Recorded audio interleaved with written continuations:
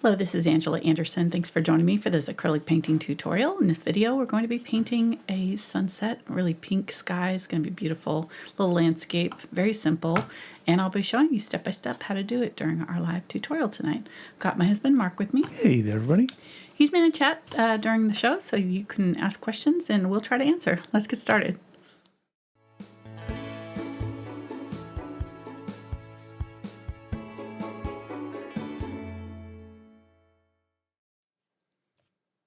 Okay, I'm using a 12 by 12 inch canvas. I haven't prepped it, but if you wanted to prep it, you could probably do like a light gold or yellow color, or even like a light pink in the background. I had meant to do that, but I just ran out of time.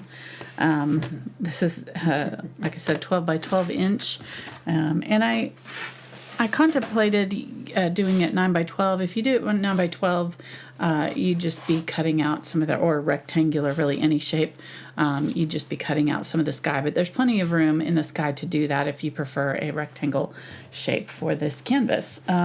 All right, let me go over the brushes. You're going to need a large flat brush for the sky. We're going to do kind of a lot of blending, so a 2-inch Aspen is going to do the trick. But if you don't have that, or you can't afford a fancy brush, you could use like a foam brush. Just a large wide foam brush would work as well, but I really love these ones. And then for the foliage, we've got just basically some trees and some greenery in the bottom, and we're going to add a few more wildflowers to this scene in the bottom than what is in the photograph. And thank you to my Aunt Nancy who provided the photo for tonight. If you want to show that, honey, on the side there, it's not showing the photo. Yeah, there you go. So I'm going to be using Deerfoot Stippler for most of the foliage in here and some of the sky, and then maybe a Filbert for some of the clouds, and I've got a round, like a liner brush, a thin liner for some grasses, and then a fan brush and some different sizes of, I don't know, I've just got all the brushes. I'll mention them as I go, but a couple Filberts and a flat. These are the new short-handled Aspen brushes, and we'll have an announcement about that later. But today's lesson, if you are new to our channel, welcome. Really glad that you're joining us, and hopefully you will enjoy it enough to subscribe and come back.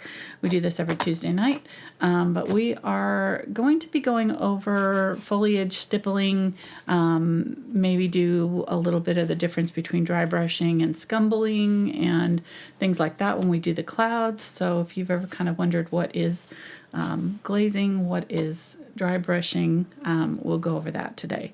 All right, let's go over colors. I've got carbon black, burnt umber, burnt sienna, quinacridone magenta, phthalo, pyrrole orange, India yellow hue, cadmium yellow light, phthalo green yellow shade, cobalt teal, phthalo blue green shade. Nope, that one's ultramarine blue. Sorry, I decided not to do the phthalo blue. And then unbleached titanium, titanium white, gloss glazing liquid. You can use whatever colors you want for this. Really, any kind of greens or blues will work for mixing your greens. They may be a little different tone than mine, but they'll all work just fine. All right, let me go get a little bit of water on my large flat, and I'm going to get my spray bottle. This is just plain water here, and I'm just going to spray my canvas really well with that. Don't want it sopping wet, but I'm just going to kind of smush that in there and just make sure that the whole thing is wet, and that will help the paint. It opens up the pores of the canvas, the fibers of the canvas, and allows the paint to absorb down into all these little fine little crevices and things that are in the canvas texture. Trust me, it goes on a lot more smooth. All right. You look like the trustworthy type. I do, yeah. So I'll trust you. You trust me? Okay. Yes. Thanks. How's everybody doing tonight? Oh, everybody's doing great. People are popping in, saying Yay. hi. Awesome. Some Hey, people guys. catching the live for for first time. Really? So they're excited. We're excited Nice. that everybody's here. Absolutely. All right, so for our sky, it's kind of an orangey, yellow, pink color. There's a little bit of purple right down at the bottom. One thing I do need to decide is kind of where my horizon line is going to be. So I'm gonna kind of have my greenery kind of down in here and some trees up here, but my sun is going to be low down in here. So it's going to be like if this is the halfway mark, just below the halfway mark. I want the bottom section to be kind of on the third ish. So that's where I'm going to put that. I just did that with chalk, so hopefully it'll dissolve away. So I'm starting out with white, and because this is a fairly light color, and then I'm going to grab some yellow, and I think I'm going to do my yellow parts first and then sort of paint around them. So I'm going to get just a little bit of the India yellow hue and add that to my white. And I'm just going to kind of mark in where this big cloud is coming down. And then there's another one right here. And then I'm going to get a little bit of the cadmium yellow light, which is a little bit more saturated yellow, and just drop some of that in too. It's kind of bright. You're not able to see it too much right now, but trust me, it's there. Okay, so there. And then put a little bit where my, kind of just where my sun is going to go. Kind of somewhere in here. Okay. Wiping that out mostly. And then getting some of the pink. So getting that magenta. If you don't have magenta, use a red. Get it as close to magenta as you can. So like a alizarin crimson is probably closer to magenta than cadmium red or something like that. So just get as close as you can. If you have like naphthol red with white, you might not even have to add the yellow because it's already got kind of a orangey texture. Probably naphthol red light would be a little bit more orangish. So I'm going to grab a little bit of that Pyrrole orange with my magenta now. And I'm going to also grab some glazing liquid because this is kind of thinning out. You can see it's almost too wet. I probably added a little too much water. So I'm just going to add that glazing liquid. That will make sure that that paint sticks well, even though it's thinned out. So going back and forth here.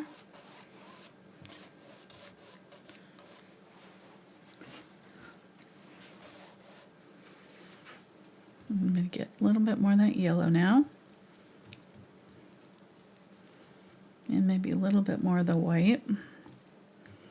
You can see how it kind of turned more like orange. That's what I want for up here. So a very light orangey color. And I'm going to go over the top of my yellow. I'm not okay with that. I'm just going to kind of overlap a little bit because what I'm going to do is add my clouds in later. I'm not trying to get the clouds perfectly right now. I'm just trying to get the color down in basically as close to where I want it as I can.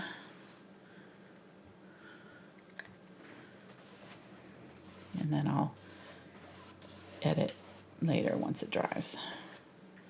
And I'm now going in and kind of just adding these like horizontal streaks in this paint. Trying to get some interesting little movement back and forth, and that's pretty close to where I want it to be. Might go a little bit darker up here. It looks like it's a little washed out, so I'm going to kind of clean my brush out a little bit and pick up a little bit more yellow. I grabbed both of them this time, and I still had that color in my brush, maybe a little bit of white. I'm just going to kind of come in this yellow area here and add some more gold in that area, sort of underneath my cloud. Okay. And then just sort of streak it across. Now, if your paint's starting to dry, you'll want to stop and just let it dry completely, but mine's pretty wet still, so I'm able to kind of mess with it a little bit. That's what the water underneath does. It kind of gives you a little bit extra time to work the paint and move it around and things. But I think that looks pretty good. I did bring it down a little bit more than it shows in the picture. So if you're like, you know, that looks weird, we'll be bringing this up here. So my son's going to be up in here. So most of this is going to get covered by our trees. But if you look at the trees carefully, you can see that sky behind them. So you want to make sure you bring your horizon line all the way down behind your trees to below where your trees are, so that when you do them, you can have these little pockets of the background showing through the trees and it'll look more realistic. Okay. I think that looks pretty good. I'm going to let that dry. Let me just go ahead and kind of try to clean my brush out a little bit. You don't ever want to leave your paint dry on your brush with acrylics. Oils is fine, watercolor's fine. Acrylics is no, because they will dry to like cement and you won't be able to get them out no matter what the brush cleaners say. I've never found a brush cleaner that could get out paint all the way out of a brush that's fully dried with paint in it. All right. Hey, got a question. Go ahead. Yeah. Would you be able to, at some point, demonstrate how you put paint on your palette? Because your little blobs are just spot on. Yeah, I'll put out a little bit more of the Indian yellow because I'm almost out. So you can zoom in if you want. I don't know. I can't zoom inside cam. Can't zoom inside cam. Okay. But I could do. Well, I can do side cam. Yes, I can do. You can zoom in. Where are you going to be? Right here. Okay, you have to move the Canvas this out of the way. Okay. And action. Okay.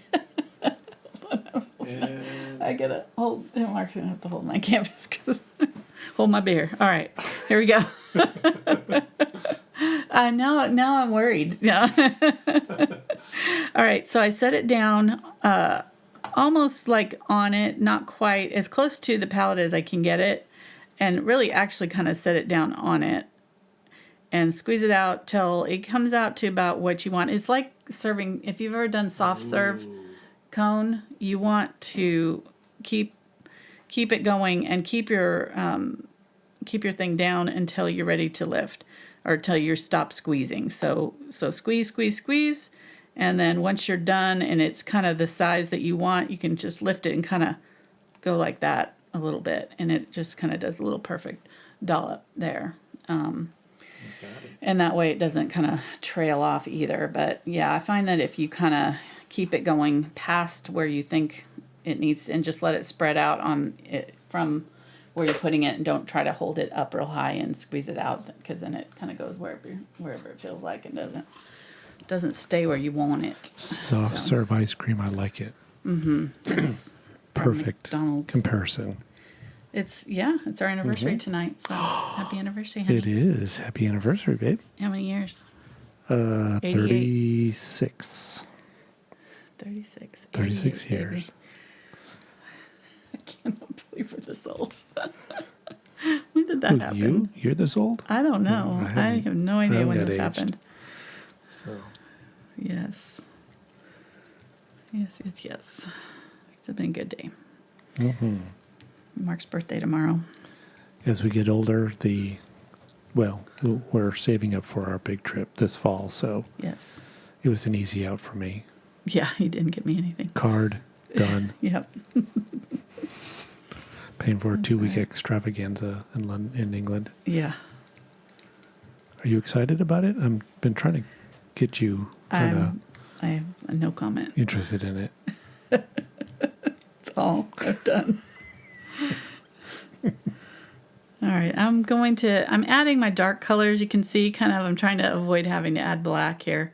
So I'm just adding my green, my blue, my magenta, which the magenta and the blue are making purple. So if you have purple out, you can just use purple. I don't have it on my palette, so I'm adding magenta and blue instead with my phthalo green, which I love to use purple and phthalo green for dark green. It just is a really lovely dark green. And then the burnt umber tones it down and keeps it from being too bright. So there we go. We've got a nice dark green. You could use like a sap green or a dark hooker's green or something like that too. Any of those would work. But I'm just going to put that on there. Down here. I want it nice and dark. And this is not going on dark because of that water. It's kind of staying fairly light for some reason. So I may need a second coat on here. Or I may just need to bite the bullet and use black. I'll just try. Didn't want to have to do that, but it's not cooperating, so we'll try with a little bit of black. There we go. Okay.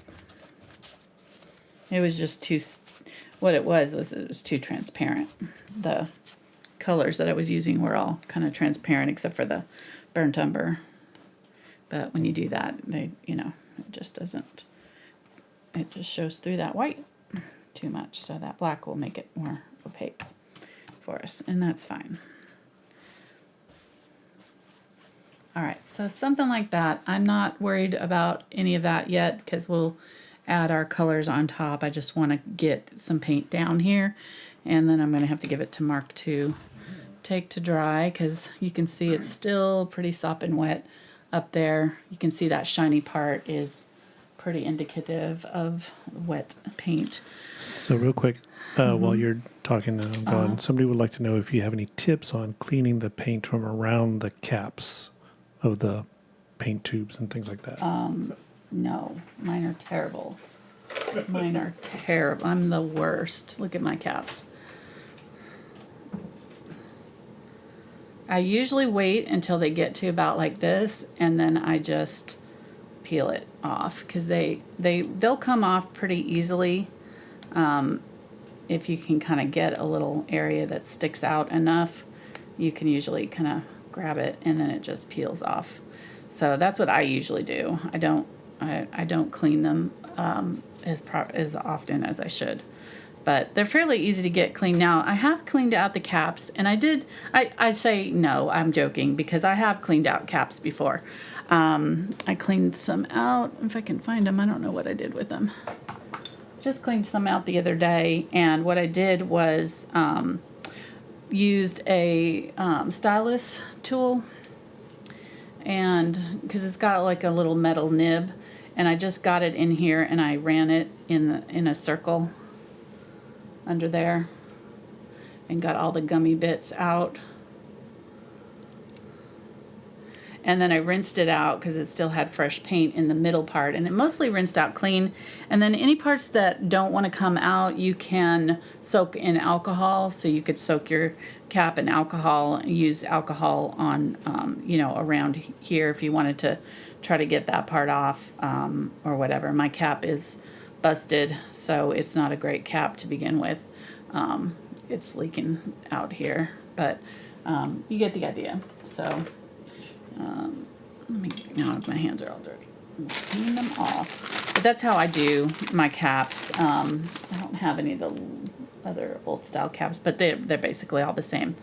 That's how I usually get them off. You can also use a palette knife to try to pry some, you know, if you've got a stubborn part around the neck of it.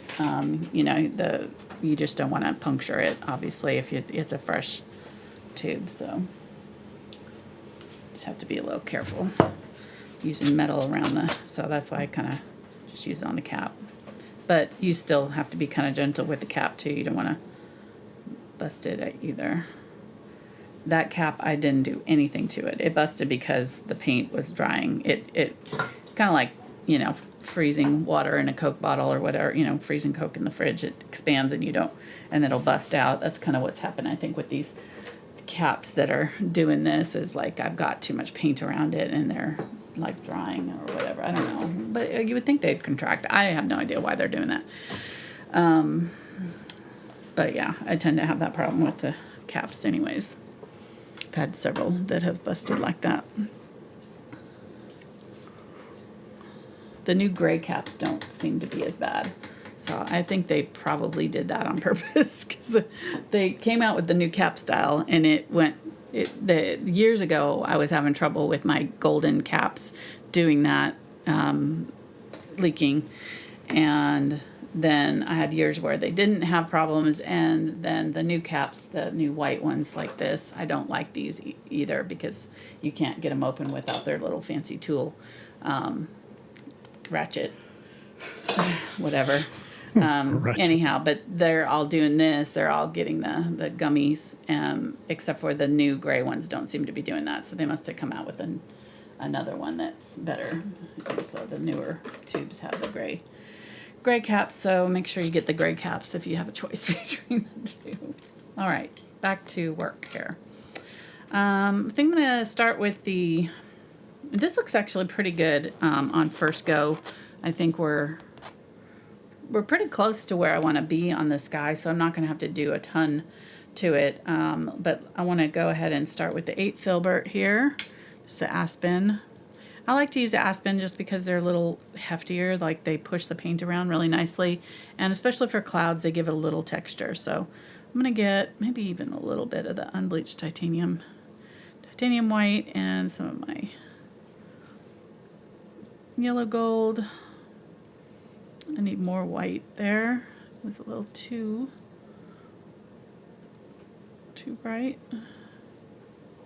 Okay, so I'm going to make a brightish yellow, and then I'm going to kind of smush out just by twisting my brush on the palette there, smush it out, and then get some more white and take it over here, not try to mix white back into here because otherwise I'm just going to keep having to mix more and more white in there. All right, so that gives me 2 yellows to work with, and that'll be good. So I'm going to hold it kind of far back on the tap. I don't know, this is too bright, isn't it? Let me see if I can turn down isn't it? It just feels like I can't see what I'm doing. There, okay, that's better. I think it's just me. Well, no, it was just being too bright. It was too much glare. Oh. Yeah, you're too bright over there. Said no one ever.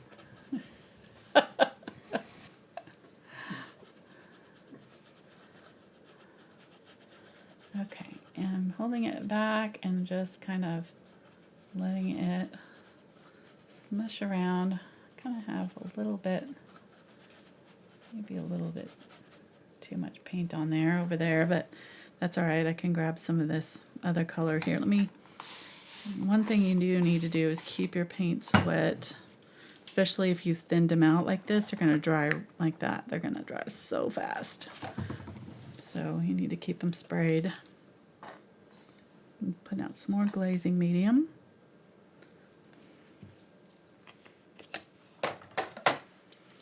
All right, and I'm going to take some of this paint off because I feel like I just have a little too much.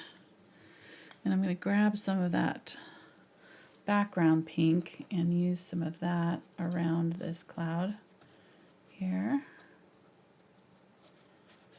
There we go. Just like that. And just smush them both together. Kind of transition down. And the main thing with clouds is you just want your transitions to be soft between colors. So the way I like to do that is just to make sure that I have, some of each color kind of preserved here. Got a little bit of the background color here preserved, and I'm going to, anywhere where I see like an obvious transition between the cloud and the sky, I'm going to just kind of smush out by blending in both of those two colors. Blend in my cloud color with my background color and make a transition color. And you can't go wrong with that strategy. It really works really well. And then if you still have an area that's just really obvious and just doesn't look good, then you can use like zinc white use the zinc white to kind of transition your colors because it's transparent. I don't have it out today because I didn't think I was going to need it, but you can use it to help transition. It's transparent, so it like kind of just softens off your colors. It mostly is with colored clouds. I find that people have that trouble, so I'm just kind of dry brushing here. So what dry brushing is, I'm going to get my little example notebook here. I'm going to get the darker color so you get an idea. So dry brushing is, now I have a wet brush, but I can get the same effect by just kind of taking most of the moisture out of my brush. It helps if you have a brush that is textured. So something like this, something like this, something like this, one of these blenders or Deerfoot stipplers or something like that that has a stiff bristle texture. Now the Deerfoot stippler is soft, but it still will dry brush for you nicely. So the Aspen is kind of one of my favorites. You're just going to get some paint on the tip of the brush. It helps if the paint is a little bit fluid and the brush is dry. Take out any extra moisture that you think you have in there, and it just takes a little bit to kind of get a feel for this because it's you know, it can be a little bit tricky, but I'm using it up here in the sky, so I want to make sure that you see it. And it's also kind of the main technique that I'm using for the clouds. You're going to just very lightly skim it on the canvas, and you're wanting this broken up texture. This is dry brush, classic dry brush. It works great for like tree trunk texture, you know, if you've got a wood fence or something like that, or again in the clouds here in the sky some places. Then if I wanted a glaze, I would use my glazing medium and a little bit of that color. I can still use the same brush. I find that using a softer brush is a little bit better with glazing because with glazing you don't necessarily want your brush strokes to kind of show. So with this I'm going to just go through here and have a transparent layer of paint that goes on kind of smoothly across. And you can use these two in conjunction. So say I have like a tree trunk or something like that, or my cloud or whatever, and I want to darken it up on one side, then I use my glaze and I can go over that color and you should be able to see that texture through. I did it a little bit dark there. Let me do it again with a little bit lighter color. But see how you can see the texture of the dry brush through that glaze, and that's done properly. This one was a little bit dark. Then scumbling is just kind of a offset of dry brushing and stippling. It's sort of the marriage of the two. So you use with scumbling you're using an opaque lighter color over a darker color, and you're still taking out most of that moisture. Scumbling would be something like morning fog or a highlight on, you know, an apple or something like that, where you want to add a highlight color to a dark object. I'm going to go ahead and do it in as if I'm doing a lighter color, but you'll get the idea. So, and it's basically dry brushing with a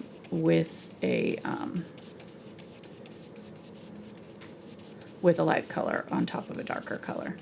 So say I'm just doing like a highlight here, and you can see I've started in the middle and I'm just kind of lightly brushing out the edges and dry brushing the edges until they kind of fade away, and getting that nice texture on there.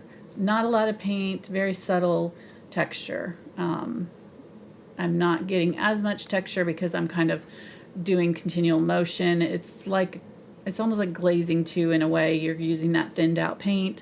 And then for stippling, which is what we'll do for our next technique with the trees, you're going to use a Deerfoot stippler or a brush like a fan brush or something that's got a stiff bristle. I'll go ahead and use the Filbert since I've been using it for all the other ones.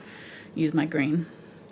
Stippling is just what it sounds like. It's just dipple. You're tapping and opening up the texture of the brush, so you get a finer stipple with a Deerfoot, but you get the idea. And they're all very similar techniques, and I can use the Deerfoot to do that scumbling dry brush technique too.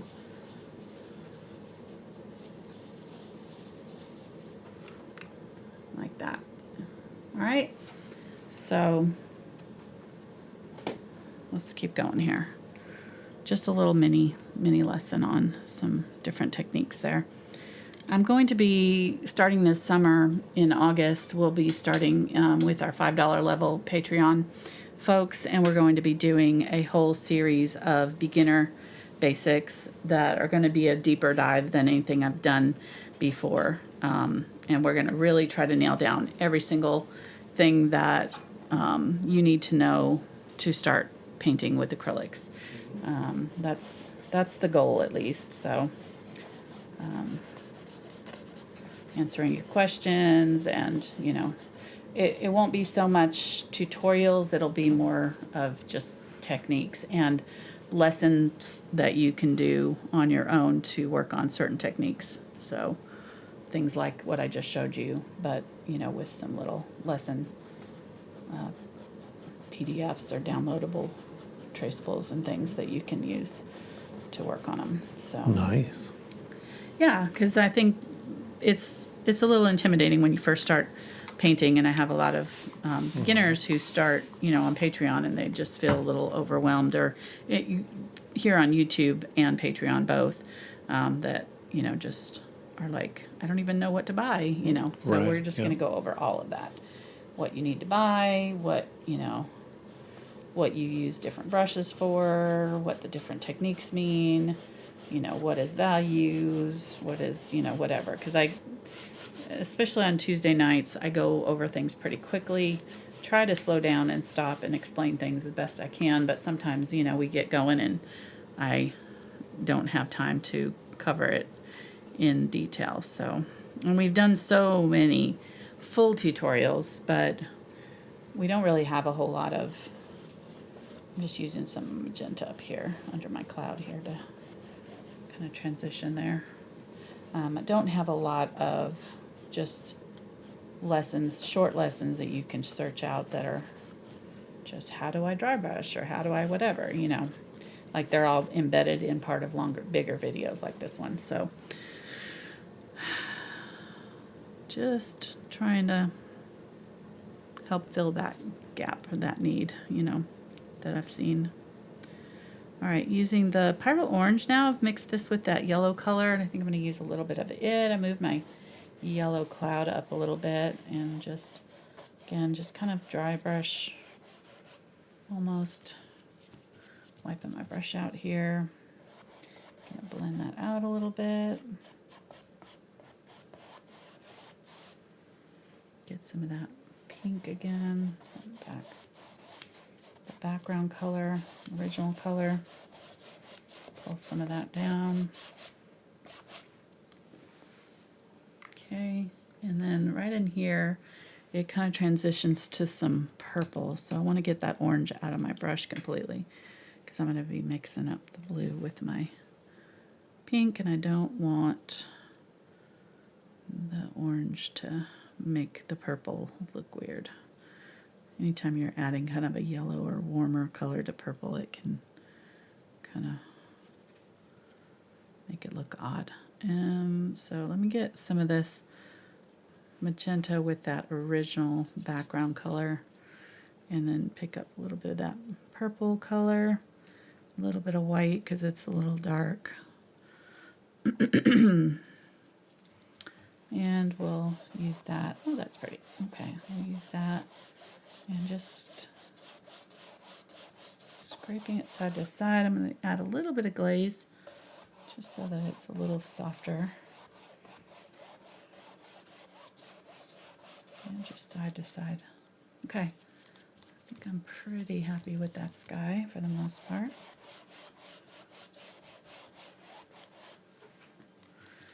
Get a little bit of that yellow color up here, and crumble with that. And then I lost my sun, so I need to get some of that orange color, figure out where my sun's gonna be, put that orange color down sort of around where that sun is, and then get my white and some of that yellow, and just figure out maybe right in here. Just gonna go soft try to blend that in a little bit so it looks kind of smoky. I think I want it a little bit bigger though. Kind of soft blendy edges, and then we'll go back in and brighten up the center of it. But, okay, for now we'll just leave that. It'll probably need another coat or two. But I think we're pretty good. That's not as bright as it looks, and that light is kind of making it look brighter. But let's go ahead and put in our foliage. So we've got our trees here. I really wish that would dry, but it's not, so we'll just let it, it's taking its own sweet time. So I think I'm going to put my tree up to here-ish and have another one here and another two here. Yeah, thank you. That's some side fan. Side fan action. Okay, I like it.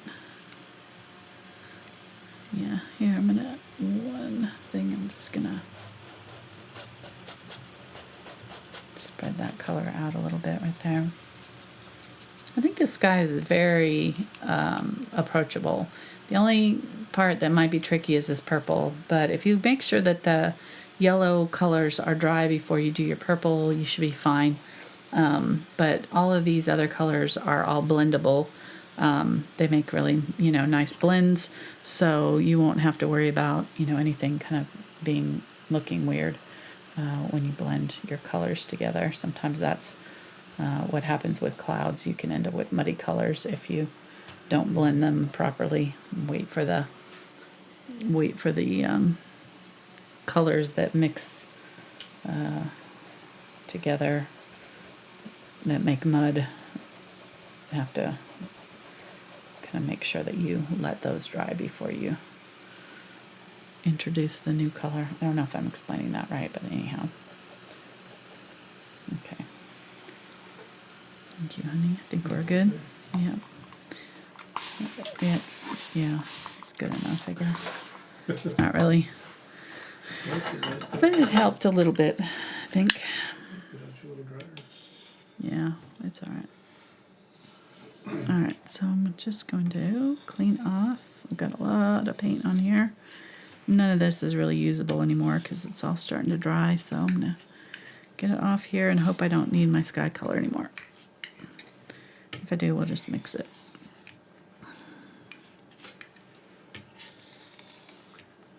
This is a glass palette. I'm using just a regular scraper from the hardware store with it just to get the paint off. It works really well.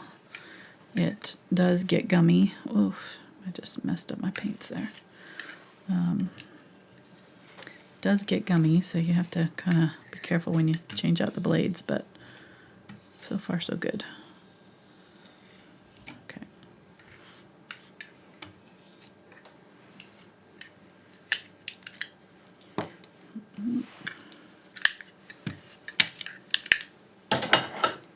Keep getting it in my paint.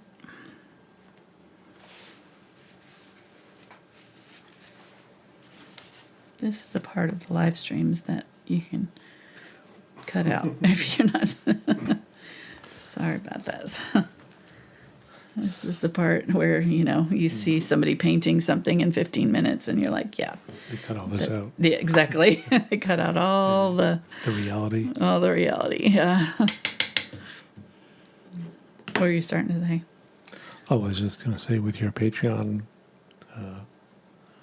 you're about done almost with your butterflies, Bonus videos. aren't you? Oh, my butterflies, yeah. Mm-hmm. Yeah, let me show you that since I'm trying to get this to dry. Hold on, let me clean up my hands here. Do not want to get any of this on my finish cleaning. Yeah. Yeah. We've been working for 11 weeks, or this will be the 11th week to finish it. But so 10 weeks on a project with our $15 level Patreon folks. It's called the challenge level, and that is those kind of projects that take longer. They're very detailed, and we show the design process and everything. So we've been working on, this is an 18 by 24. I can't even get it under the camera. I've tried. So 18 by 24 ultra realistic butterfly collection. And we're going to be adding shadows to them so that they look 3D this week. So that'll be the final step in the process, but really fun. And the nice thing about the project like this too is that if you only want to paint like this one butterfly, you can just find the video where I do that and watch that and put it on a smaller canvas. So you don't have to tackle the whole thing. But this is really one of the most realistic. I've done other butterflies on my channel, but definitely not in depth like this. This is definitely the most realistic butterfly tutorial sessions that I've done. And like I said, 10 weeks to get us to this point, which the first 2 weeks included drawing and design. So painting was actually 8 weeks of painting, and the first 2 lessons were how to Photoshop, how to crop photos, how to move them around in Procreate or other programs to create a composition that you like, and how to grid it, how to create a traceable for it, all of that stuff. So if you've ever kind of wondered how that works, that's in this lesson. All right, so there we go. Let me zoom back in. You see my lap. Okay, there we go. Hey, very good. Good stalling, babe. Almost. No, not stalling at all. I was going to show that earlier, but then you had a question for me, so. Oh, yeah, that's right. I had a. All right. So let's go ahead and put in our trees here. I'm going to get some more of this phthalo green. Let me get some of that out.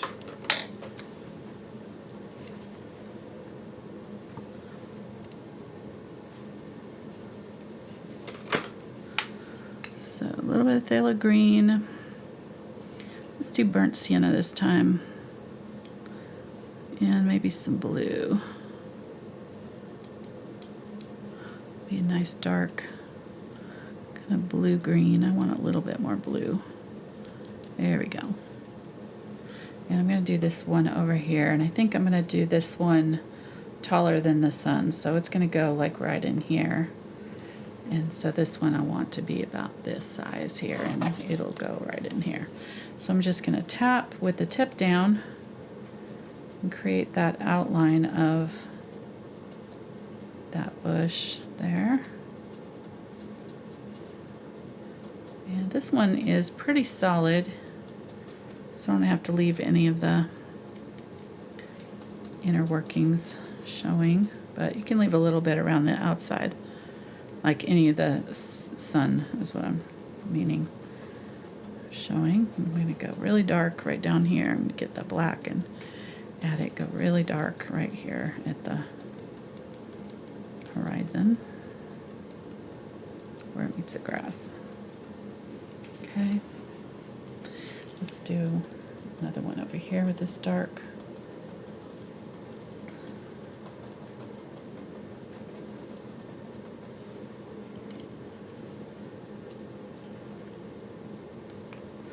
There's another dark one right here.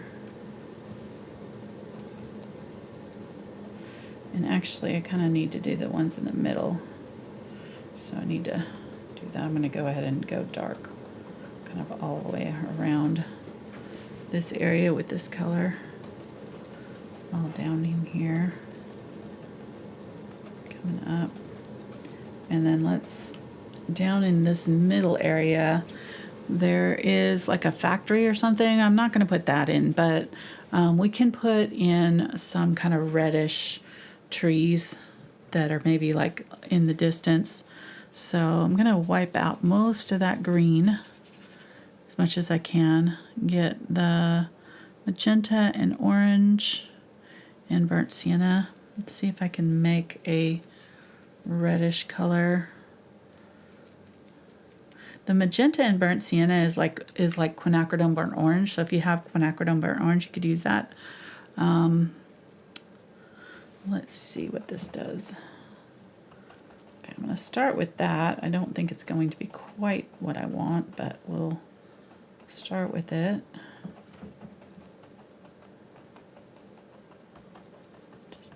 right back there. Wipe that out. Then I'm also seeing a little bit of purple, so I'm going to get my magenta and my ultramarine blue. Use some of that in here.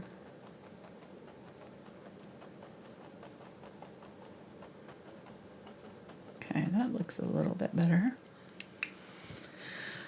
And then what we'll do is kind of scumble glaze over this dark area and add our lighter, the yellow, right in that area.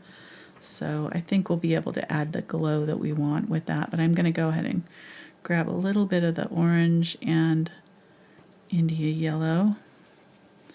Now I had blue on my brush, so it's going to turn that ultramarine blue is very purple. Well, we had purple basically, so I don't want too much of that purple and yellow to meet. We'll see.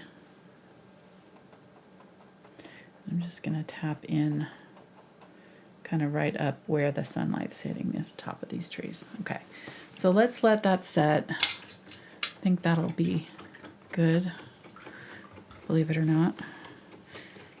Doesn't look like much yet, but we'll get it there. It's all about the overlapping, and now that we've got this down, then we can kind of overlap over it. Also, I think it's a little bit too bright, so I think I'm going to make it a little bit more like a ultramarine blue color. So I'm going to get the ultramarine blue and see if I can use that at the very bottom of it. Darken that up. Okay, that's going to look good.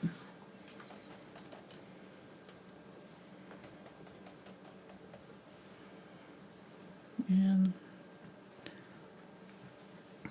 let's maybe do just a little bit up high.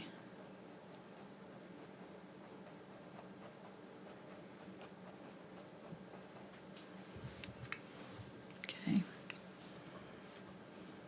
Go back to that orangey color.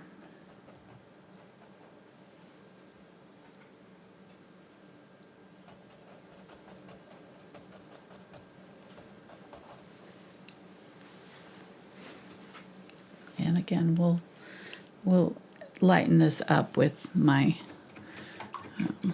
yellow. So, well, we got to let it dry. All right, so let's do this big tree right here. And it's a little closer, so it's getting some of that yellow from the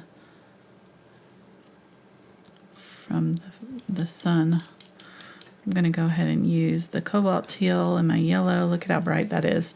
So that's just day glow green, right? We just can't use that. So I usually use either the burnt sienna or burnt umber, depending on how dark I want it. So if I want it a little bit lighter, I can use the burnt sienna. If I need it a little bit more orangey, I can use the burnt sienna. If I want it a little bit more neutral and just kind of brownish, then I use the burnt umber. So burnt umber, cobalt teal, and let's go ahead and figure out where I think the center of my tree is, like right here. I'm going to kind of use the tip on its side.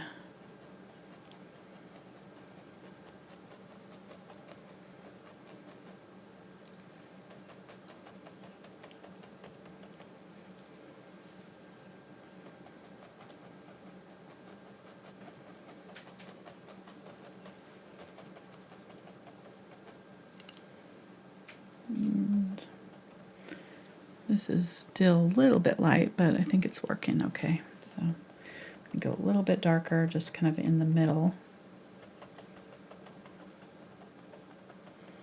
And down in here, it's just going to kind of disappear into this dark area here. Okay.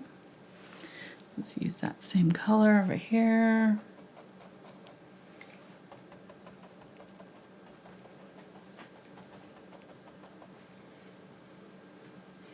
And then let's use it on a tree right here. Maybe get a little bit more of the yellow for this one and do.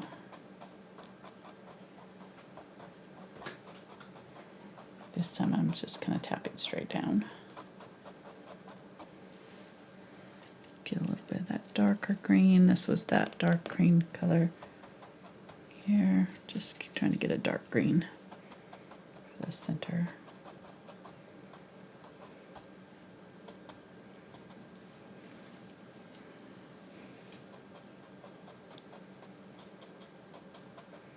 Now with stippling, it's all about how much paint is on the brush. If you want to be able to control it, you kind of have to really have the tip straight down. You have to have your brush loaded with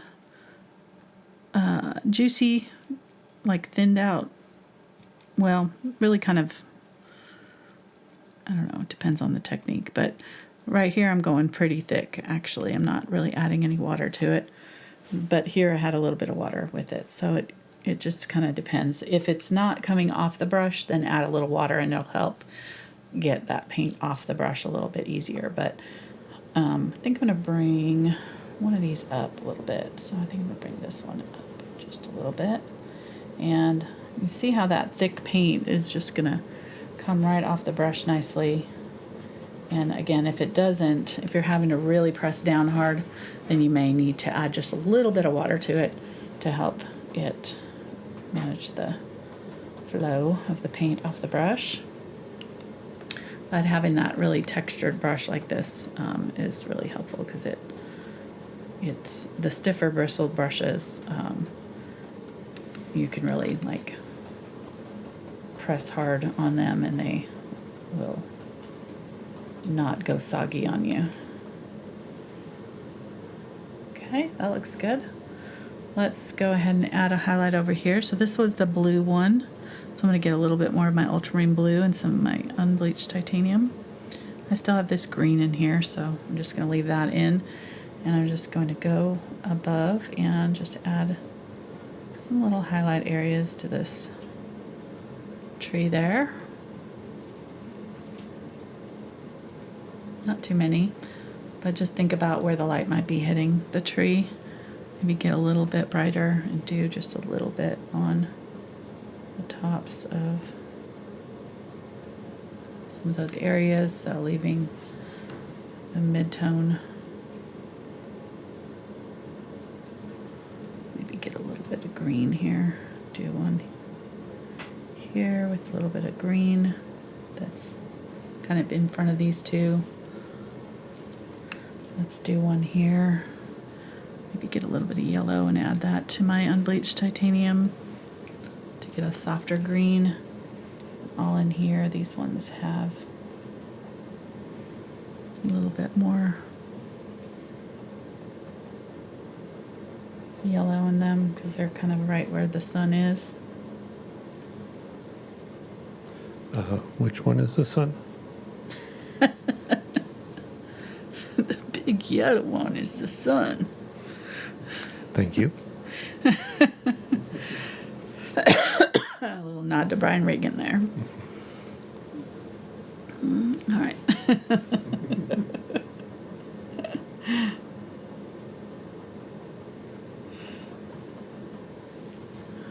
All right, and looks all right, I think. Just kind of trying to shape out these trees and think about which ones are underneath, given the ones that are sort of in front, just a little bit more highlight so that they stand out a little bit more. So let me give this one a little bit of a highlight coming out. There, that might be too bright, but we can edit these later. So I'll show you how to do that. That's all about the glazing. We can use the glazing to kind of edit and push back colors that got too bright.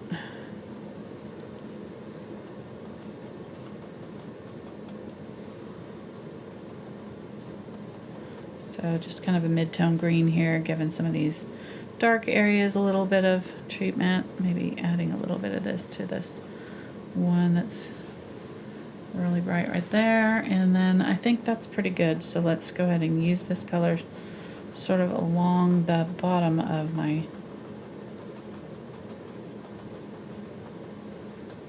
tree line here. I'm creating my grasses coming up.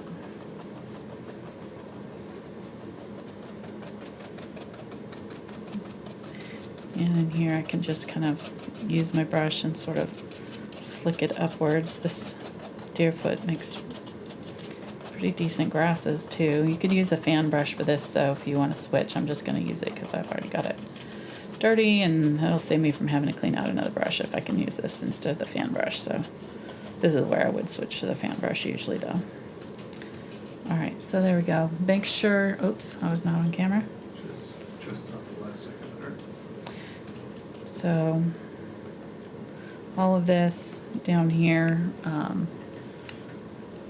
is, you want to leave a little bit of that dark showing through. So if you're not seeing that dark area, just we can go back in with the dark green, get that black and a little bit of burnt umber, a little bit of ultramarine blue even, and put in some dark grasses as well. We're going to add more light colored grasses, so I'm just kind of trying to make sure I don't cover up too much of that dark. And it wasn't fully dark to begin with, so just adding back in some dark areas there. All right, that looks good. Believe it or not, we're getting there. And I feel like I could probably play with the shape of these trees a little bit because they're kind of plain. So I might bring up maybe this middle one here a little bit more, just so that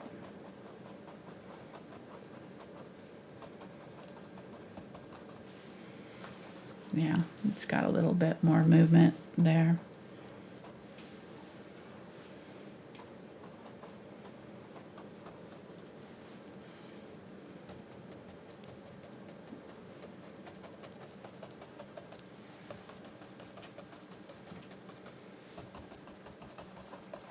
Just going back through with a little bit of that darker color and toning some of that down. It was looking a little bit too bright.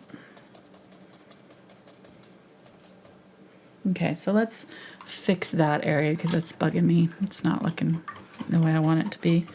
So we'll just add our glow. So this one, I'm going to need a little smaller brush so that I can get a tighter radius here on my color.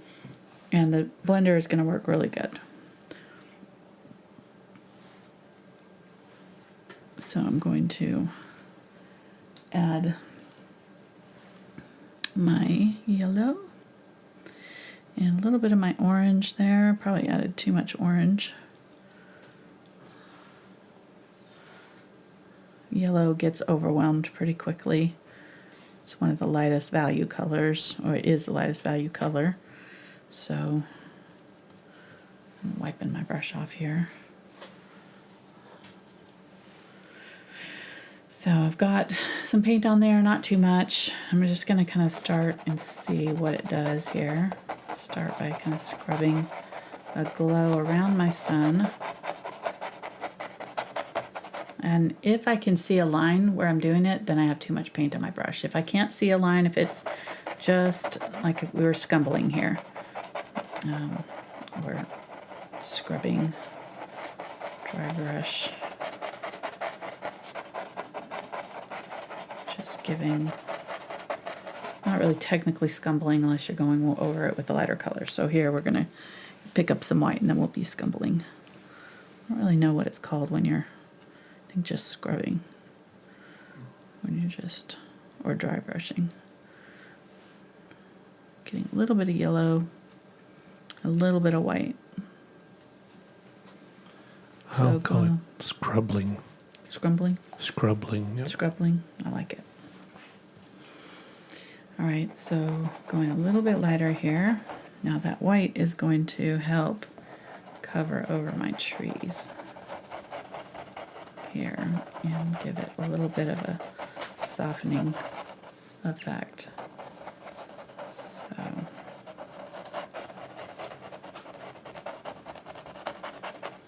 then now it looks kind of hazy. I want to get some magenta maybe.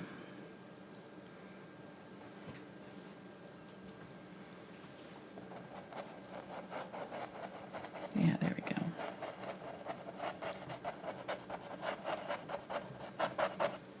See how that looks? Just kind of, and we can go over the trees too. It doesn't have to be just the farthest ones. We can go over these a little bit too. It's all going to get a little bit of that glow.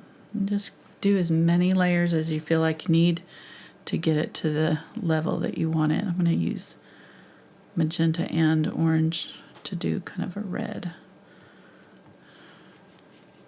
Again, make sure you're wiping it out. If I went straight to this with this bright red, it would just be a big blob, and we would not like the results. I am going to kind of tap in a little bit of it, though, on the tree itself, just to see if I can get it to stick. Okay, that looks much better. Much more glow-like, right? And yeah, I think that's going to work. All right, so let me get my yellow, a little bit of white, maybe a little bit of glaze. I'm going to use it on my trees here.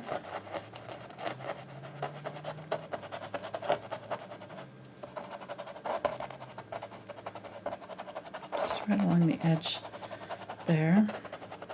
We've done this a couple of times. We did this when we did like I think a Father's Day lesson where the guy was fishing. So if you want a Father's Day lesson, I think we did one of these like this with a horse in a field, and it was all kind of in silhouette, soft and foggy like this. So just kind of, I think the main thing is to not have too much paint on your brush.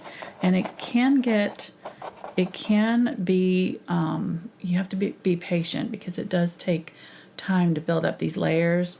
And so I think people get impatient and they just try to just be like, this is not working, and then they load their paint with too much paint, and then they end up with something that they can't quite, recover. So I'm going to get a little bit of brighter yellow here and kind of really tip the very top of it with a little bit of bright yellow. And then let's work on our sun. So I'm going to use this bright yellow around my sun and just give my sun kind of a glow right there, kind of a haze. And then get that white, dab it in the middle, and wipe my brush out. And work just along the edges and just kind of smush around the edges there. Now I have to do this while that paint's wet, but don't touch the middle, just the edges. And this brush is nice and stiff bristled, so it's going to push that paint around for us nicely. And try to control what part is touching. I'm just using the corner of it. If you need to, you can switch to a little smaller brush. You can even use like a damp small brush. But basically we're just trying to glow out that sun. I kind of went a little bit dark on the outer bit around the sun. That ring around the sun looks a little bit dark, so I'm going to get a lighter yellow and try to get rid of that dark outer area.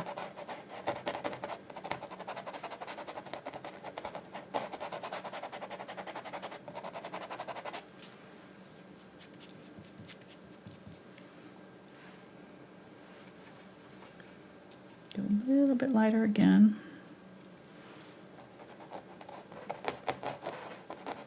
There we go.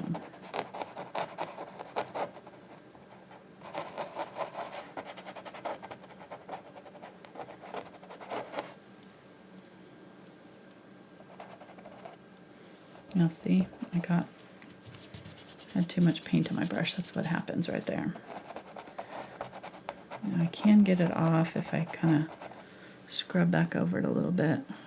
Get a little bit of that orange and some glaze, or some brown and blue, red and glaze, sorry. Can't say my colors. Brown, blue, red, green, yellow. I just keep saying colors. It's kind of like when I call my kids. What is your favorite I start out with the dog name, and then eventually get to the kids' names. What is my favorite color? Yeah, exactly. All right.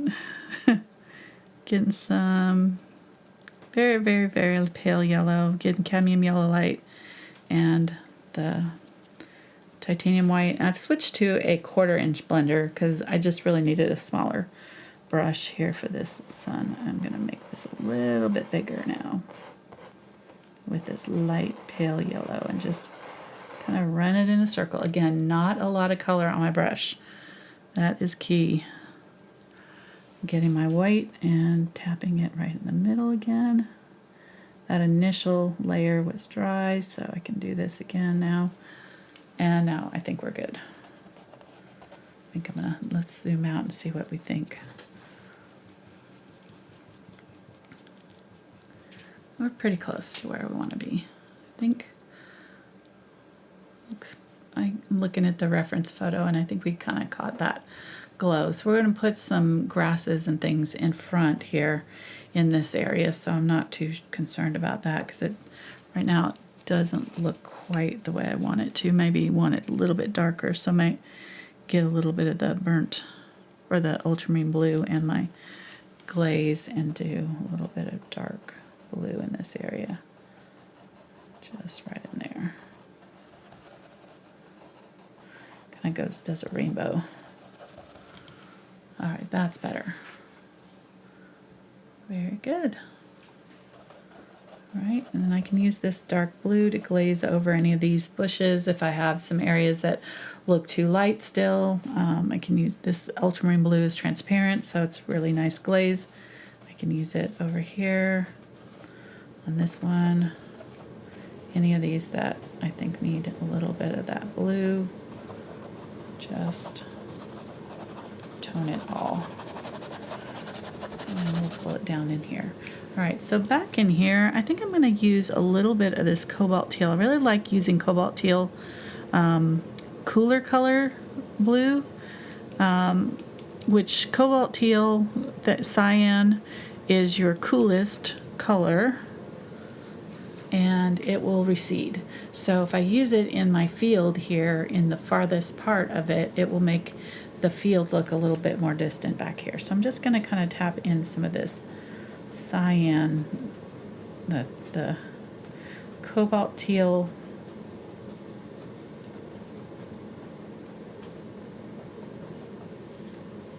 right back here. And then we'll use some kind of more yellowish toned, warmer toned greens in the foreground, and that will just naturally make this part look a little bit farther away. Just a nice little trick. Even if it's not in your picture, it's a nice little trick to do. We can do the center part of this maybe a little bit more gold since it will get a little bit more of that sunlight, but for sure in your shadow areas of your field, you want this color. It already looks more distant, doesn't it? Just by doing that little bit of a line of that smoky blue cyan color. All right.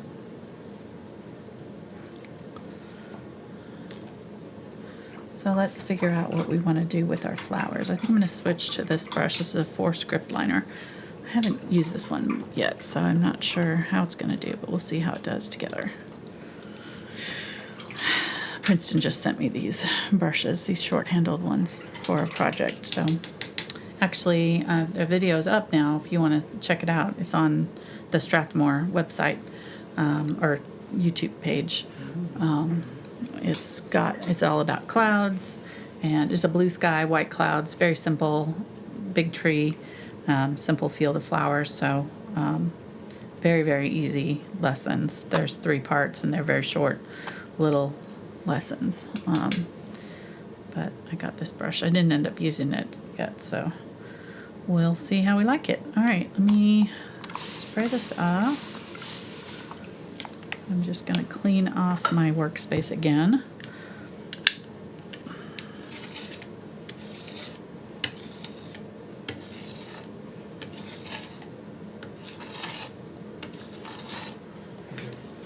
What? Got a question while you do that. Okay. I've been waiting a while. So with the changes to the $5 level, will the old bonus videos be available? They will be available through the end of the year, yes. After next year, we're not sure exactly. The plan right now is to, if we have enough of the beginner level ones where we'll just, all of the bonus video, full tutorial videos will be under the challenge level in February next year. That's the plan. It may change, but for now, that's what we've decided. So. And then we had a question. Let's see if my thing button works. Okay. Yes, it does. Does scrubbing the canvas make the brushes fray? Is it better to use Deerfoot Stippler? I go through brushes so quickly. Yes. Yes, the brushes will fray, especially if you use a soft bristle brush. Now, the Aspen I'm not too worried about, but even they will fray if you scrub on them too much. But definitely like a brush like these two, a softer bristle brush like this, you do not want to scrub at all with them. No, because they will fray. You don't want to damage them. You want to do all the scrubbing with the brushes that are meant for that, which are, well, even though these are red-handled VelvetTouch brushes, they're not the same texture as the softer bristled regular VelvetTouch brushes. These are very soft and great for detail, but not great for scrubbing, no. And same thing with this. I wouldn't scrub at all. None of that with the softer bristle brushes. I'm sorry you're going through brushes fast. That's frustrating for sure. Okay, so let's do some little sun-tipped flowers. I'm seeing some kind of reddish. I'm going to mix up a red and then add my white to it. We'll just make a light pink here. And maybe right in here, we'll just dab in these little circular flowers that are in clusters. And I'm not going to be too worried about the shapes. Just, dab in a circle. Your brain's going to fill in the rest. They're going to be like, oh, that's a flower. It's amazing. It looks like a flower, doesn't it? It's just a bunch of circles dabbed on. So, not a lot. Don't stress over this. And maybe let's do one more kind of lower down over here, even though it's not in the picture. Isn't that nice? Okay.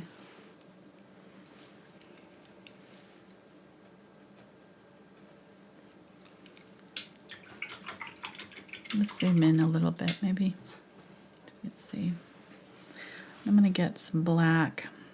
Kind of leave the trees. Yeah, there we go. Perfect. I'm going to get some black and use this liner. This is the 4 script liner, so it's. Then I'm going to use it in this tree and put some thin little.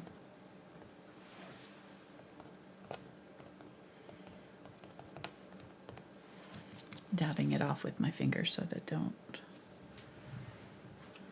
too much, but this is black here. If it's going on too dark, then you can switch to a lighter color, but I think this is just, I want a little bit of a tree trunk on that one, and maybe any of these that seem like they need it. Okay. Make sure you're adding water to your brush too, and then that way you can, or water to your paint so you can kind of rub off any marks that are too much pretty easily. All right, let's give this guy some green centers. So I'm going to get some green. Make a light green with my phthalo green and my yellow. I've dunked it with water and making this paint nice and fluid so it just runs off the brush without any pressure. And I'm going to use that to create some little stems here to my clusters of flowers. If these are not small enough, go ahead and use a smaller brush, but this one seems to be doing okay, so I'm going to use it.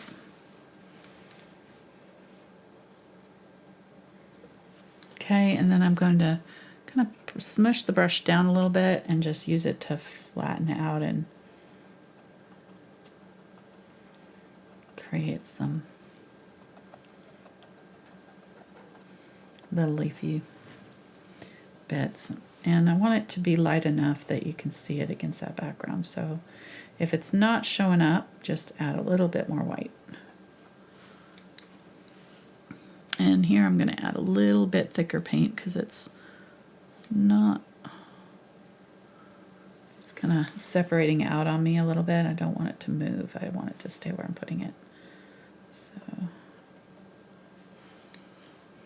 just dabbing on little clusters of leaves and maybe getting a little bit darker green so it's not all light green. So maybe we have a mid-tone green, maybe a little bit of that cyan, cobalt teal green too.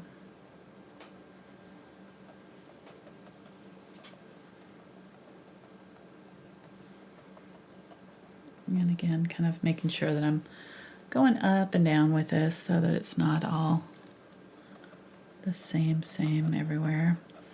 And maybe some of them are bigger leaves than others, but all of them are staying fairly small though. So I don't want to do the larger leaved anything until we get closer to the bottom. So make sure we're keeping these all nice and small. And maybe go a little bit, maybe some of the, maybe go a little bit, yeah, there we go. Get a little different green, a little bit more of that India gold in there, or India yellow in that green mixture so that some of them are a little bit more of a gold or olivey toned.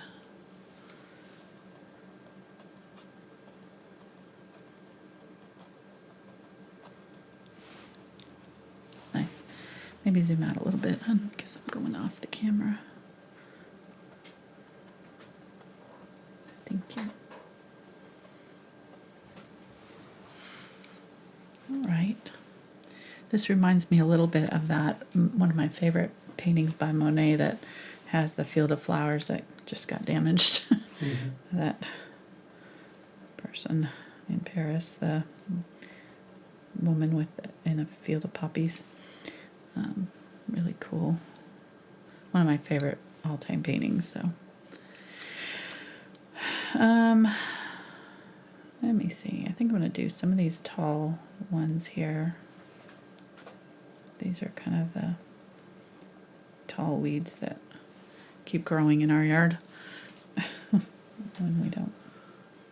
They mask themselves as flowers. They think, they try to make us think they're.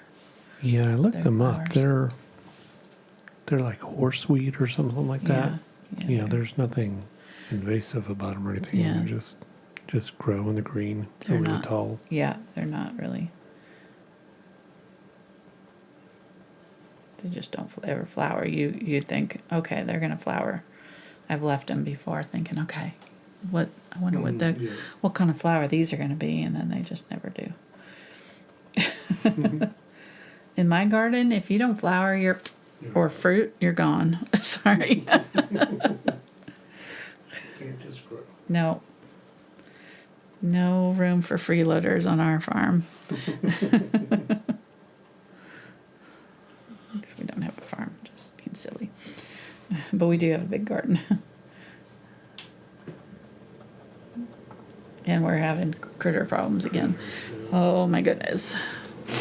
We got something eating our green beans, and we've got something that just keeps nibbling off of all of the zucchinis that we've planted.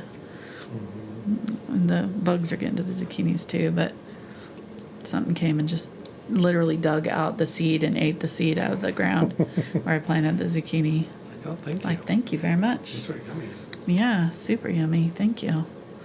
Get some white here, a little bit of my purple or pink reddish mixture that I did these flowers with, and I'm adding some yellow to it and white.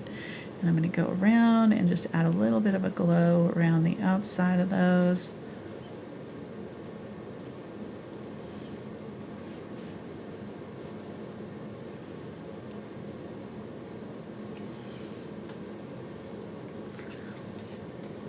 Yeah, little, probably mice, something. Yeah. Now that we don't have a cat out there, they're moving in. All the critters are moving in. All the critters are loving it. Yeah, they're all like, it's free. Reproducing, making more. Yeah. The bunnies were nesting in our strawberries last year. That they've been back and they've just been eating everything.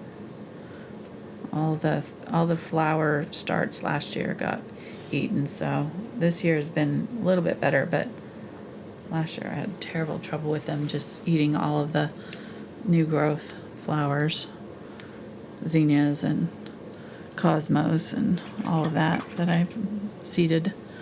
Sunflowers too.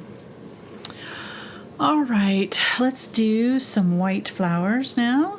Woo, got a lot more white there than I expected to. There we go. White, and I'm going to add a little bit of my green, or a little bit of my cobalt teal, just slightly not bright white, you know, just slightly neutralize it. And let's do some little boopy flowers up here, just little clusters of flowers right in there. Maybe there's something here, a little bit lower. There's a few over here, maybe. And I'm doing these kind of sideways too. I forgot to do it there. Do them sideways. They'll look like the faces are pointing up, you know, toward the sun. Or that they're daisies or something that are sitting on their side. That's kind of the way they look from distance. So kind of horizontal lines of flowers, and kind of cluster them together in little groups. Just makes them look better. Okay, looks good.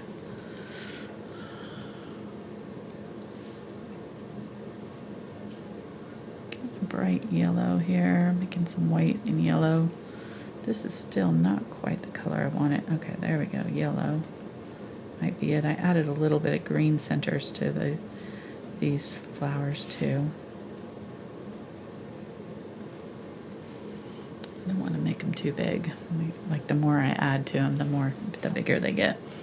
So let's do some little fuzzies right here with this color. These are like dandelions or something. I don't think they're dandelions, but they're like maybe thistle of some sort.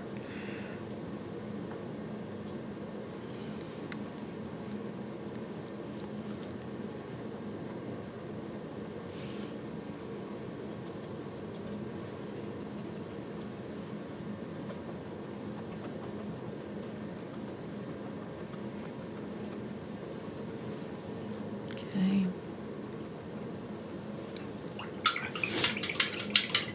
I need to move a little faster here. I'm just kind of taking my time. Getting some green, just making a different green here. I don't know. Trying to get a green that maybe I haven't used yet. Maybe use a little bit of that blue with my greens. Do a little bit of a more sagey green here. You can see the difference between the ones. And let's do some little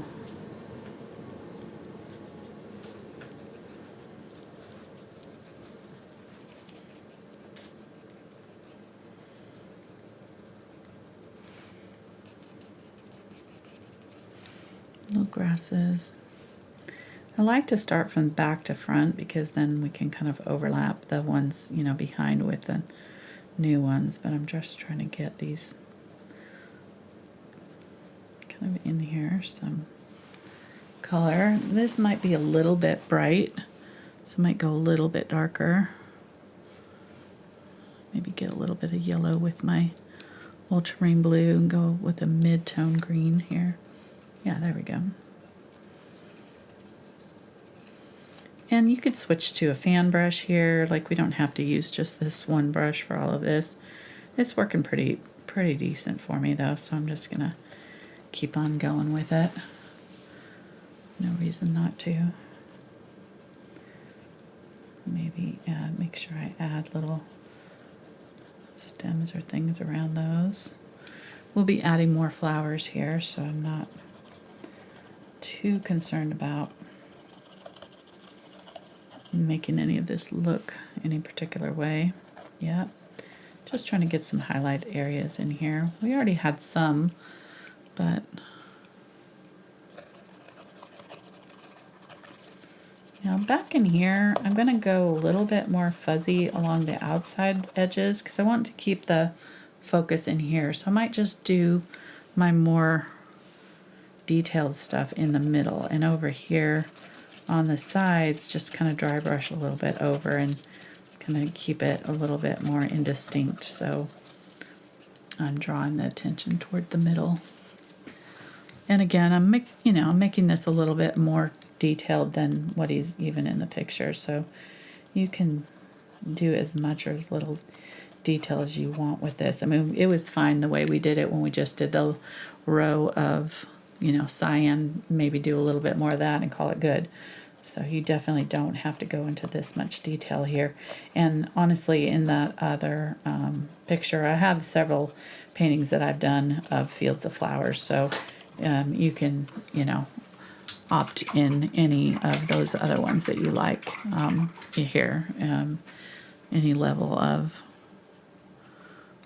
detail that you prefer.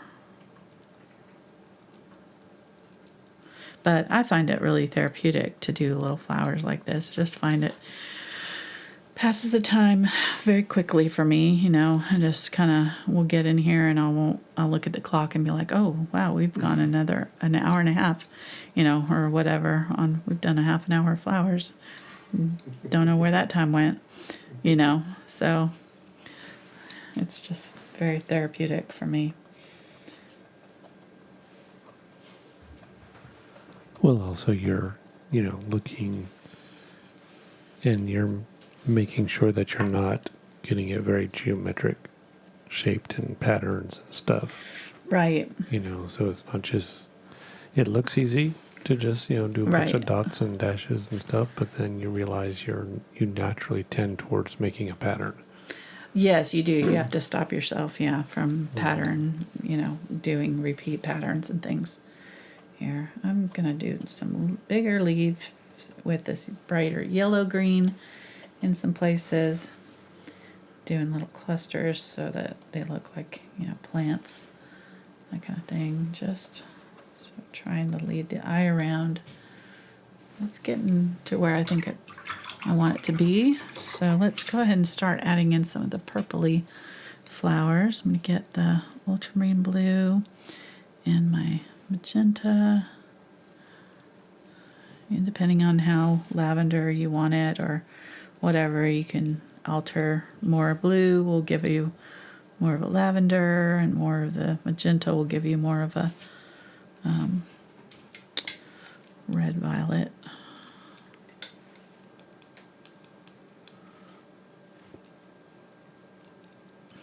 Looks pretty good. So I'm going to go ahead and kind of scoop up a little bit of the whitish, like a lighter version and darker version, and have both on my brush so that I can dab in kind of both. They'll be sort of variegated, and just kind of cluster in these purple. I can get some of these darker, maybe do some larkspur type ones that are kind of spiky if you want. I like larkspur. It's one of my favorite flowers. I like any blue spiky flowers. That's just kind of, I noticed our garden from last year, we had some that lived and they're all like blue and specky. All of them. And then the phlox had finally started, so I got some pink too. But it was like when they first all started, it was like, you think I like these kind of colors? Because it was like they were all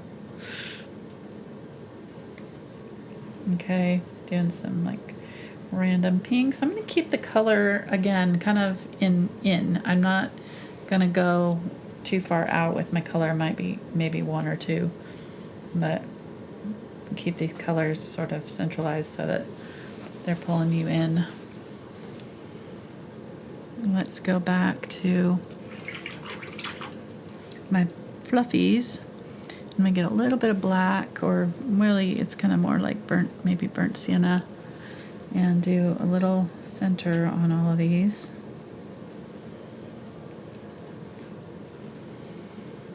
And then get my white.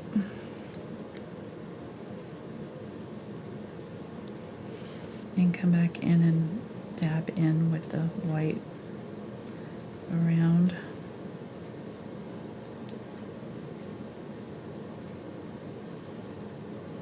And give them a little fluff.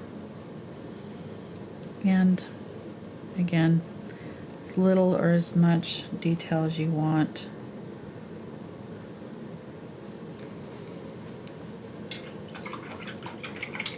I've got some pictures of some Queen Anne's lace that's really pretty. You could do some Queen Anne's lace type of flowers that are kind of clustered in a circle. Maybe do one or two over here. They have these really beautiful like white clusters.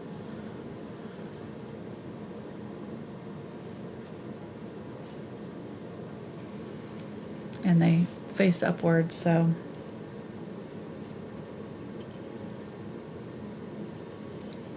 that looks good.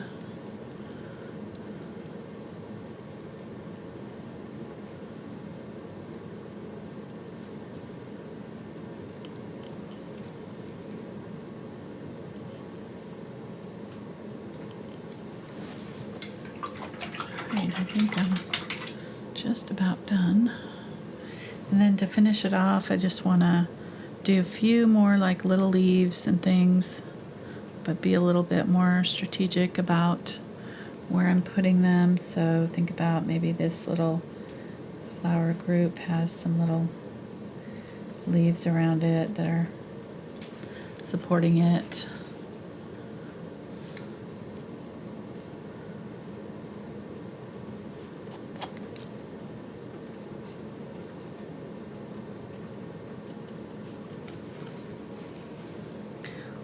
Go a little bit more yellow. Give these little head stems coming out.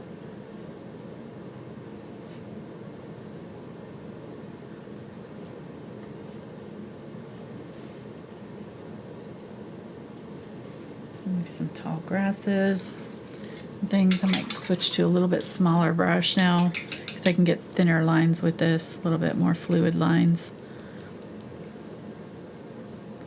Maybe a little bit more yellow, a little bit more white, just a little bit brighter. Or my cadmium yellow light.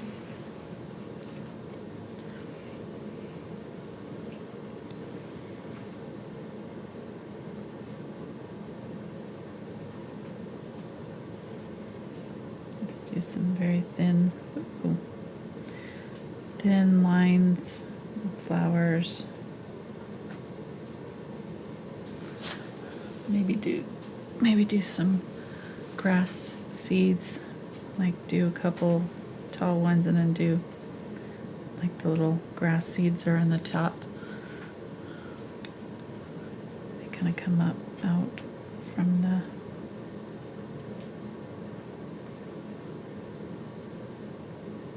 not doing a very good job of that. Oh well.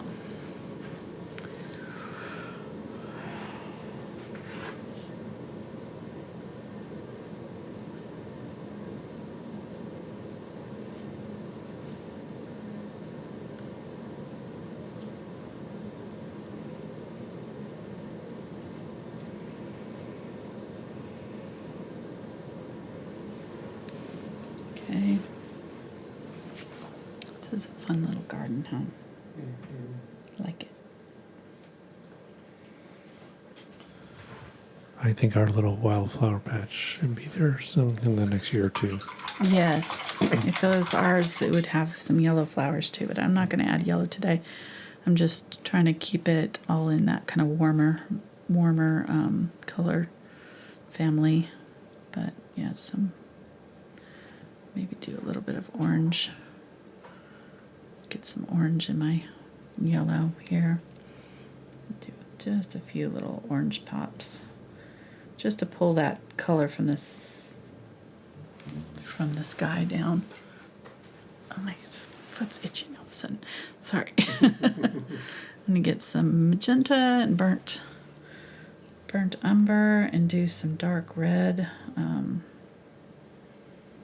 those fireweed or whatever they are that kind of have those really dark red spiky grasses. I really like them. They're not really a flower. They're just a dark burgundy, but they look nice with all the pastels and stuff. It kind of grounds it. Oh yeah, yep. Getting a little bit of unbleached titanium with that. I need to show you a flower that we got grown out there that don't think I've seen before. It's like spirally. Really? Yeah, it's like twisted and flowers are coming off of it. Huh. So Did you take a picture? no, I did not. But I know where it is. You know where it is? Okay. We'll go back and get a Yeah, picture we'll go of it. look at it. Yeah, looks interesting. Mm-hmm. I'm going to use some of this darker color in the centers of these flowers here. I think I'm going to do a couple of them kind of a little bit lower. I feel like they don't feel connected to what's going on down here. So I think I'm going to do just a couple of them that are a little bit lower down here too. Just so that it doesn't feel like they're all kind of just sticking up there on their own.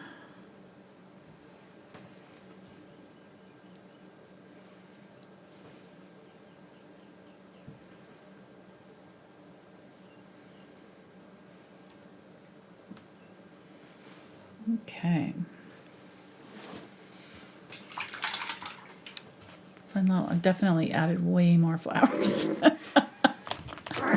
Who could have predicted that? Not you guys, I'm sure. Nobody was like, she's going to add a lot of flowers to that. No, there weren't comments like the flowers need flowers or the trees need flowers. Maybe we can put some flowers on the sun. No. There's some open space on the top right of the painting. I'm adding green. We could go more flowers. Boring. So boring. Fine. I'll just add some green down here.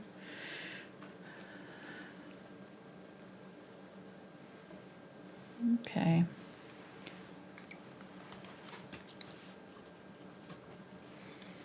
Again, you can always take them out if you put too many. I'll just put green over it. It's fine. Just paint. Don't know if I love the red, but it's done. So I do love how this turned out, though. I think it's pretty nice. And that sky was super easy, right? I mean, you guys could totally do that. Not that you have to have it be easy to be able to do it, but you know what I mean. Like, it's very approachable for any level, I think, of experience. Yeah.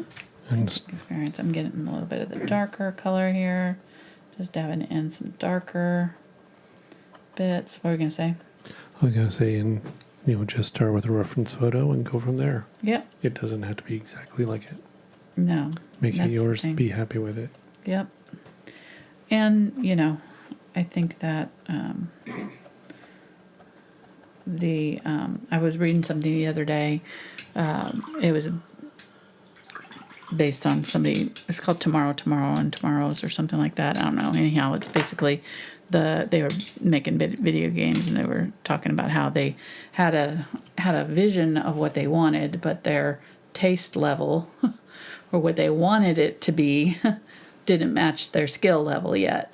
And the only way to get to where your taste level matches your skill level is to do the thing and just practice and keep doing it until your skill level meets your taste level. I've never heard it called that before, your taste level, but that's pretty much what it is when you're learning something new like this, acrylic painting or anything, is when you've got, a vision of what you want it to look like, and you can't quite get it there yet, but you eventually will if you keep trying and you keep working at it. So just saying that to encourage, maybe somebody needed to hear that today. If you've been trying and it's not going the way you want it to, just keep on trying. The only way to get there is to keep trying. You can't get there at all by giving up. So and it's not unachievable. Like it is a skill, so you can learn it. Just like I could learn piano or whatever. If I really wanted to, I could put in the effort, and I would definitely not sound great when I first started at all, but eventually I would get there if I kept trying.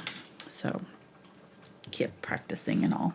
I think I'm going to give this part a little bit of a glow. I just need to make sure that this is dry, but I want to give some of that yellow glow from the sky down here. So I'm going to get some of my, if I can, maybe some yellow with my magenta and some glaze. And I'm just going to dry brush with the glaze over this whole area here and just kind of cloud it out and give it that. It's scumbling right now. Lighter color over the darker.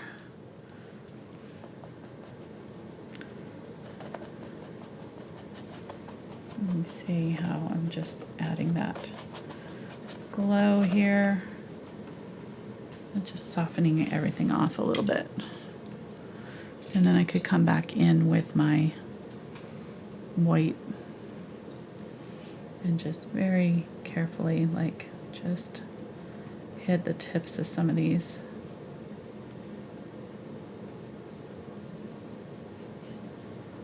To brighten them back up. Okay. All right, I'm going to call that good. Hope you guys enjoyed this. Again, if you haven't already subscribed, hope you do that. Come back, leave us a comment. Let us know if you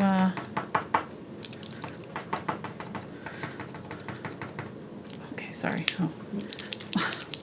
Trying to get this pen to work.